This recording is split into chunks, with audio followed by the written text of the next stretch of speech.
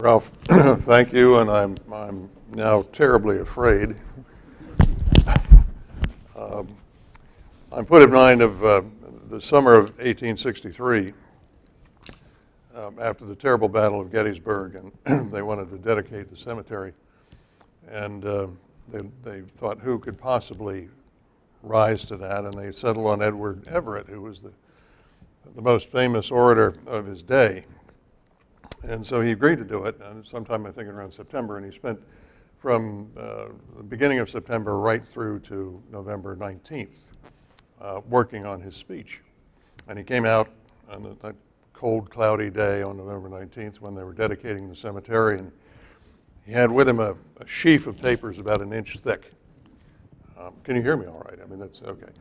Had this sheaf of papers, and he had been rehearsing and rehearsing and rehearsing, and he took the sheaf of papers, stood there, looked over the crowd, and put them down ceremoniously and never touched them again. Gave a 2-hour oration, and he touched on the classical imagery and the fates of republics and democracies and barbarian invasions and all that sort of thing. And then some guy got up after him and delivered 263 words and sat down. And nobody else was listening. They were all expecting another 2-hour oration. Well, nobody remembers Edward Everett today, so the lesson I'm taking from that is when you intend to speak for 2 hours, keep your notes. Now then, when William Henry Welch arrived in Baltimore in 1885, he was a man on a mission. Can we adjust this somehow? Okay. He was a man on a mission. American medical education was in a most shameful state. Medical schools took in nearly anyone who could pay a professor's lecture fees, and students could graduate, having passed only 5 of 9 lecture courses, none requiring an examination. The ignorance and general incompetency of the average graduate when he receives the degree which turns him loose upon the community is something horrible to contemplate. So declared President Charles Eliot of Harvard. As if to prove his point, one young graduate promptly went out and killed 3 patients because he didn't know the lethal dose of morphine.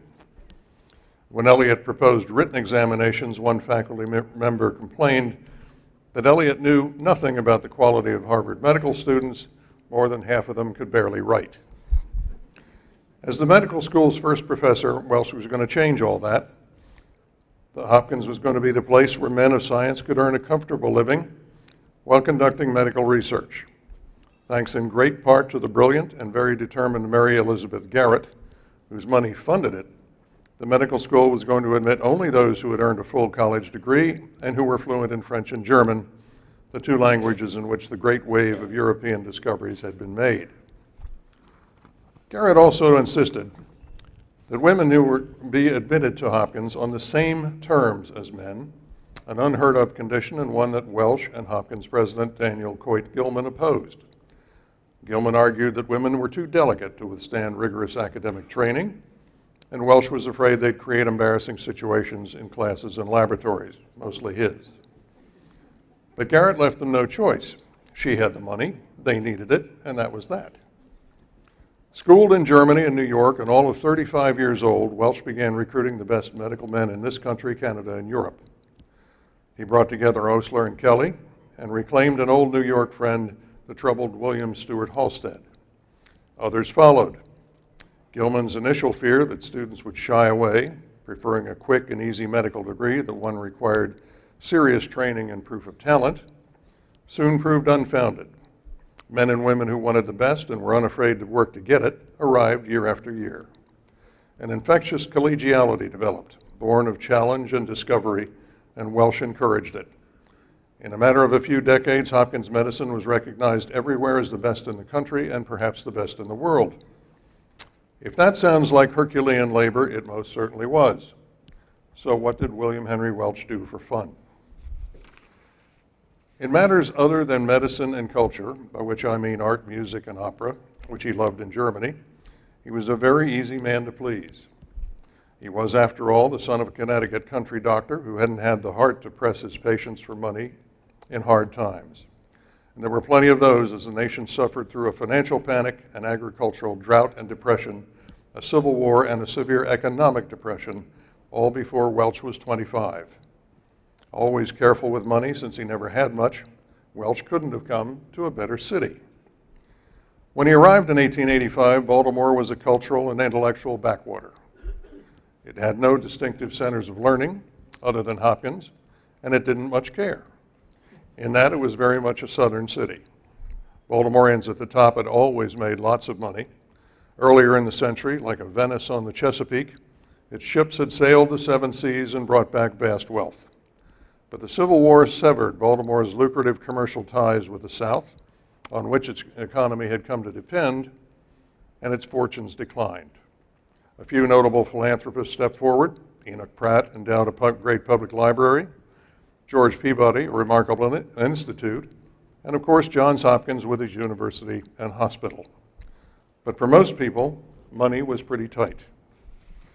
Physically, Baltimore looked overcrowded and neglected like an unkept garden.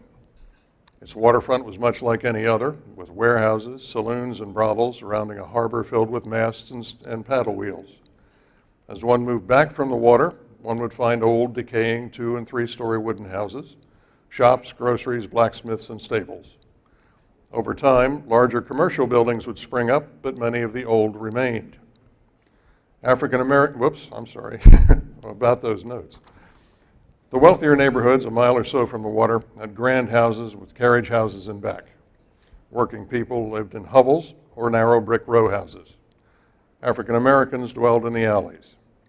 Some of the rich had indoor plumbing. The poor built privies in back right next to their wells and used public springs and baths.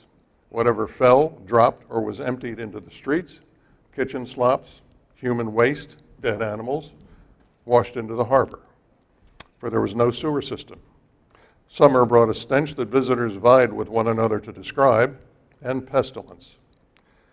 With no family of his own, aside from his colleagues and students, who soon called him Popsy, he lived alone in rented rooms or in a house on St. Paul Street. Actually, it would be more accurate to say he slept there, for he spent much of his non-working life at his clubs. Only 18 months after he arrived, he helped found a university club whose members had to be college or university graduates. The club settled at 801 North Charles, on the northern edge of Mount Vernon Place, a large brick building that now hosts an Indian restaurant. There he took his meals and went in town and hosted dinners large and small. He also joined the Maryland Club, an enclave of former Confederates, whose dinner fare was the best in the city and whose gaiety was unrivaled. On quieter evenings after dinner at the University Club, Welch liked to retire upstairs to the library, where he had a favorite alcove overlooking Charles Street and Mount Vernon Square, and read until 2 or 3 in the morning. Cosmopolitan and professional as his interests were, Welch also loved the common man. To those who claimed he was an epicure who relished fine food, Surgeon Halstead replied, Welch didn't know the difference between the decent and the divine, and he was probably right. One of his favorite things to do was to go down to Atlantic City, where no one knew him, and order 5 or 6 desserts. He loved to lie in the sun until he got burned, to toddle into the surf in his old-fashioned bathing suit, but he much preferred crowds and the carnival atmosphere to upscale resorts. He was captivated by Atlantic City's new amusement ride, called the Flip Flap Railroad, what we'd call a roller coaster on a pier out over the ocean. Like the crowds who gathered to watch, Welch waited to see if anybody got killed on the thing before he got on himself, and when he left it, he was positively giddy. Popsy chain-smoked inexpensive Robert Burns cigars and liked to play practical jokes. He once convinced a party that he had taken flying lessons from one of the Wright brothers, had acquired a pilot's license, and had landed a seaplane. He enjoyed bicycling, Turkish baths, games, puzzles, motion pictures when they were invented, and best of all, baseball, for Popsy was an Orioles fan. In 1894, new manager Ned Hanlon brought a new cast of characters to the losing Oriole team, playing at 25th and Greenmount, and taught them how to work the hit and run, and double steal, how to bunt for hits and perform the suicide squeeze. He called it inside baseball. And for the next couple of years, nobody played it better or dirtier. Wee Willie Keeler hit extra balls in the tall outfield grass in case a hit got by him. First baseman Dirty Jack Doyle shocked fans, umpires, and visiting players with his knowledge of profanity. Sitting on the Oriole bench hard by the third base line, John McGraw threw bats at the feet of opposing runners and made a show of sharpening his spikes with a hand file. Louisville rookie Honus Wagner got a single his first time up against Baltimore, and his second time up he connected again. "I might have had a triple," he said, "but Jack Doyle gave me the hip at first, Huey Jennings chased me wide around second, and John McGraw blocked me off at third, then jammed the ball into my belly, knocking the wind out of me." Despite winning pennants in 1894, 95, and again in 96, to the rest of the country the Orioles were shanty Irish, whose inside baseball was a disgrace to a sport supposedly played by gentlemen. But no one at Oriole Park enjoyed the sophisticated mayhem more than Popsy. He attended most of the games, knew everyone's batting average, and created his own sophisticated scoring system to record every play and every out. Welch had one other notable pastime, and that was walking. He thought the only way to really get to know a city was to walk it late at night, sometimes to ride the streetcar out to the end of the line and go to neighborhoods he didn't know and explore parts of town he'd never seen. Recently, WYPR, the local public radio station here, aired a recording of a rare interview with Baltimore's great iconoclast, H.L. Mencken, a man who incidentally didn't like Welch, but that's beside the point. Mencken remarked that in the 19th and early 20th centuries, Baltimore in summer was a city of unscreened open windows. You who've worked and studied here know all too well about Baltimore's summers. Imagine then a portly man of 40, 50, 60, or 70, dressed for dinner at his club, passing beneath your open parlor window on cooler nights, or by your front stoop at all hours of a hot summer night. Imagine him with his cigar jutting forward, smoke trailing behind, joking with children who were playing in the street, listening to the dreams and frustrations, the worries and joys of people trying to cool off on their marble steps. Perhaps it was on these walks that he conceived ways for improving life and health in the city. Baltimore simply had to replace its private wells and polluted soil that were breeding grounds for cholera with a filtrated water system, and Welch was instrumental in getting it. It may have been where he got the idea of having pasteurized milk delivered to people's doors in individual bottles, instead of the old-fashioned way where the milkman drove up, dipped a ladle into a milk can, and sloshed raw milk into a waiting housewife's upheld pitcher. At the turn of the century, Popsy also would have noticed the city erecting one statue after another in honor of Maryland Confederates, so much so that to all appearances, the South had finally won the Civil War. In 1903, a grand Confederate monument was dedicated on Mount Royal Avenue, and a few years later, a touching monument to Confederate women rose on University Parkway just north of the Homeward campus. Sidney Lanier, a Georgian imprisoned at Point Lookout before coming to Hopkins as a poet, graces the east side of Homewood. In 1909, Union veterans erected their only monument near the entrance to Druid Hill Park, but it was moved to make room for an expressway. Now you can see it at the south end of Wyman Park Dell, its soldiers glaring northward at equestrian statues of General Robert E. Lee and Stonewall Jackson emerging from the trees just below Art Museum Drive. When the Great Fire broke out on February 7, 1904, a very, very worried Welch would have watched, probably from the hospital, as flames roared eastward from German Street, not far from his apartment. Dozens of fire companies from neighboring states rushed in to help, but because their hoses didn't fit Baltimore's hydrants, the water pressure was too weak to reach the upper stories of the newer, taller buildings.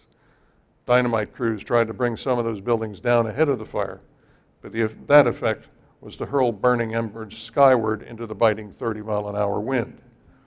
For a time, the fire seemed unstoppable. Then the wind providentially shifted, the fire was brought under control, and a full 86 blocks of downtown Baltimore were smoldering rubble.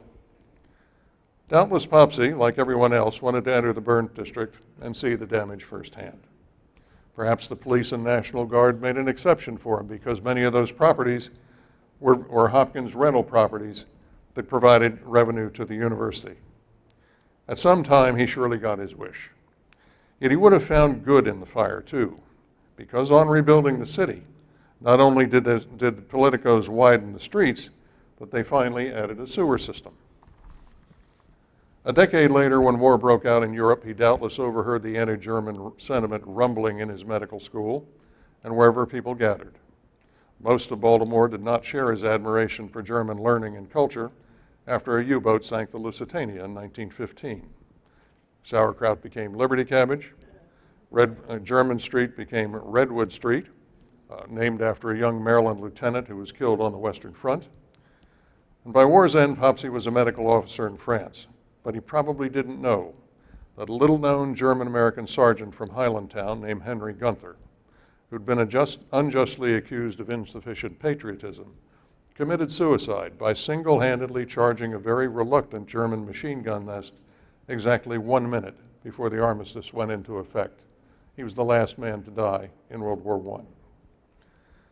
Alas, the war to end all wars ended in even greater suffering. A terrifying influenza defied all medical progress that had been made to date. Neither Welsh nor anyone else had an answer for it. It struck Baltimore early and hard that autumn of 1918, leaving 2,000 or 3,000 dead. The records are incomplete, and doctors didn't want to talk about it later. Welsh caught the flu himself on a visit to Camp Devens in Massachusetts, one of the epicenters. But fortunately, he was 68, and the flu, which preferred to take those in the prime of life, tended to spare the old and the very young.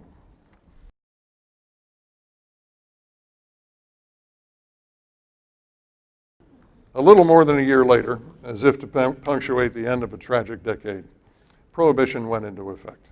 Working people, travelers, veterans returning from France, and society bigwigs alike all faced an unpleasant truth. After decades of crusading, the temperance movement had won the day. In Maryland, not so much. The state attorney general absolved the state police of responsibility for enforcing the law, the governor backed him up, and most local jurisdictions followed suit. As a result, there were no speakeasies in Baltimore and no crime wave. A body could even buy a jug of pure alcohol for $3 at the U.S. Industrial Alcohol Corporation in Curtis Bay with no questions asked. As Popsy, now in his 70s, walked about town during those roaring 20s, he'd have seen young men in raccoon coats and young women with bobbed hair and smoking cigarettes get out of fast cars and pile into the bar of the Belvedere Hotel, just a few blocks from the University Club. Inside, the eyes of a prominently placed owl suddenly glowed at the approach of federal agents, and drinks disappeared in the wink of an eye. Here and there, he'd have caught the aroma from a home brewery wafting out of a basement window, and he may even have heard one explode, because they did from time to time. Restaurants that served cocktails announced that fact by placing a lighted sign of a red crab in their window. And so as Popsy walked, with slowing gait now, thinking how ridiculous Prohibition was, the jazz age danced on in Baltimore. Popsy's walks ended shortly after Prohibition did. In 1934, after 84 years of robust good health, he entered the Johns Hopkins Hospital for the last time. He took with him the memories of a life well lived, contributions to humanity that can never be forgotten and may never be equaled, and a city thoroughly explored. If only we could all follow in his footsteps. Thank you very much.